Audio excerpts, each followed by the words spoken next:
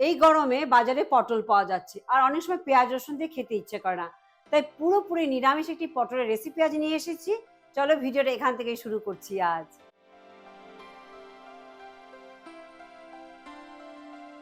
প্রথমে পটল ভালো করে ধুয়ে পরিষ্কার করে নিয়ে পটলগুলো পিল করে নেব, খোসা ছাড়িয়ে নেব। খোসা কিন্তু পুরোপুরি ছাড়াবো না, মাঝে মাঝে একটু রেখে দেবো, তাতে পটল যখন ভাজবো একদম নরম মিয়ে যাবে না, টেক্সচারটি ভালোভাবে একটু হোল্ড করবে। তাই পটল এভাবে অল্প অল্প খোসা রেখে দেখো এখানে এভাবে আমি ছাড়িয়ে নিচ্ছি। অনেকেই আছে পটলটা ঠিক পছন্দ করে না খেতে, বাট বলবো এভাবে একটু বানিয়ে খেয়ে দেখো, খেতে কিন্তু খুবই স্বাদ হয়। একইভাবে সবগুলো পটলকে আমি এভাবে কেটে নিচ্ছি। এখানে আমি নিয়েছি 10টা পটল, আর সেই হিসেবে কিন্তু সব ইনগ্রেডিয়েন্টসের মেজারমেন্ট এখানে আমি শেয়ার করছি। এবার পটলের দুদিকে কিন্তু সামান্য হালকা হালকা করে চিড়ে দিচ্ছি, এতে করে যখন ভাজবো বা পরে রান্না হবে মশলাগুলো ভালোভাবে ঢুকবে আর কুকও কিন্তু একটু তাড়াতাড়ি হয়ে যাবে। সামান্যই কিন্তু চিড়েছি, খুব ডিপ করে চিড়লে কিন্তু পটলগুলো ভাজতে গিয়ে ভেঙে যাবে, আবার সেটাও খেয়াল রাখতে হবে। রান্নাটা করছি সরষের তেলে, তোমরা চাইলে সাদা তেলেও করতে পারো। এখানে 2 টেবিল চামচ সর্ষের তেল ভালো করে গরম করে নিয়ে কেটে রাখা পটলগুলো দিয়ে দিচ্ছি। সব একসাথে ভাজা যাচ্ছে না, তাই আমি 2 ব্যাচে এখানে ভাজবো। সামান্য লবণ আর হলুদ গুঁড়ো দিয়ে মিডিয়াম আঁচে একটু লালচে করে ভেজে নিচ্ছি। গ্যাসের আঁচ মিডিয়াম করেই ভাজছি, যাতে 50% পর্যন্ত কুক হয়ে যায়, একটু লালচে হওয়া পর্যন্ত। পটলগুলোর গায়ে সুন্দর লালচে রং এসে গেছে আর 50% পর্যন্ত কিন্তু সেদ্ধ হয়ে গেছে। এই অবস্থাতে ভাজা পটলগুলো আমি একটা প্লেটে তুলে রেখে বাকি পটলগুলো কিন্তু একইভাবে হলুদ আর লবণ দিয়ে মিডিয়াম আঁচে লালচে করে ভেজে নেব। বাকি পটল ভাজা হতে হতে চলো একটি মশলা বানিয়ে নেই। তোমরা আমার ভিডিওটি ফেসবুক পেজ থেকে দেখে থাকলে পেজটি লাইক করে চ্যানেলটি সাবস্ক্রাইব করে দেওয়ার অনুরোধ রইল। এই নিরামিষ পটলের রেসিপিতে তোমরা চাইলে 4 মগজও ব্যবহার করতে পারো, আবার চাইলে কাজুও ব্যবহার করতে পারো। দুটোই কিন্তু আমাদেরকে ক্রিমি টেক্সচার দেবে, বাট এই গরমে একটু হালকা খেলে কিন্তু হজম হতেও সুবিধা হয়, ভালোও লাগে। তাই আমি কাজুর জায়গায় এখানে 4 মগজ ব্যবহার করছি। একটি গ্রাইন্ডারে দিচ্ছি 2 টেবিল চামচ 4 মগজ আর 3 টেবিল চামচ ফ্রেশ গ্রেটেড কোকোনাট।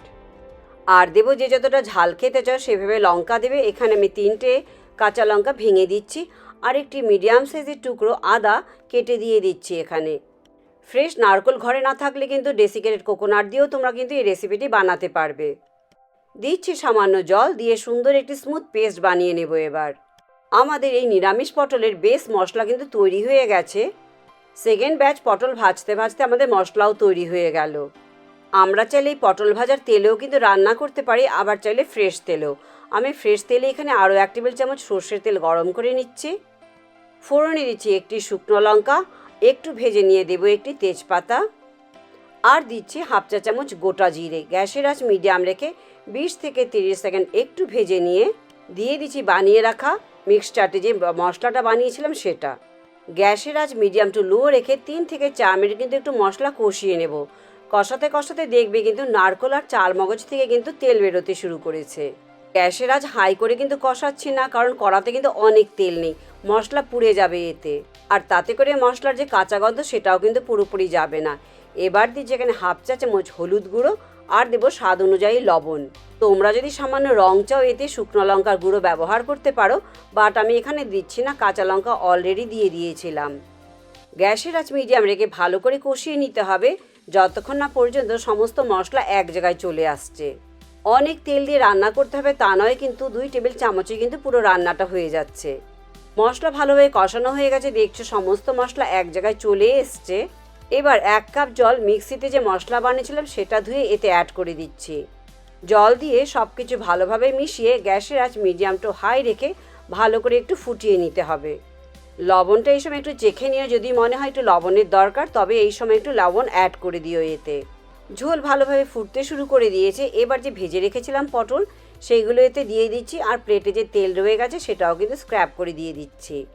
পটল দিয়ে গ্যাসের আঁচ মিডিয়াম রেখে 3 থেকে 4 মিনিট একটু ফুটিয়ে নেব, কারণ 50% কুক হয়ে গেছিলো অলরেডি, আর পটল কিন্তু রান্না হতে খুব একটা সময় নেয় না। নিরামিষ রান্না একটু মিষ্টির স্বাদ না হলে কিন্তু খেতে ভালো লাগে না, তাই স্বাদ ব্যালেন্স করবার জন্য দিচ্ছি 1 চা চামচ চিনি, বা তবে টোটালি কিন্তু অপশনাল, পছন্দ না হলে দেবে না। আবারও গ্যাসের আঁচ মিডিয়াম রেখে 2 থেকে 3 মিনিট একটু রান্না করে নেব। এটা কিন্তু গামাখা গামাখাই খেতে ভালো লাগে, ঝোল ঝোল কিন্তু ভালো লাগে না। দিচ্ছি 2 থেকে 3টে চিড়ে নেওয়া কাঁচা লঙ্কা, গোটাও দিতে পারো। তবে চিড়ে দিলে একটু ঝাল বেশি হয়ে যেতে পারে, সেটা দেখে নিও।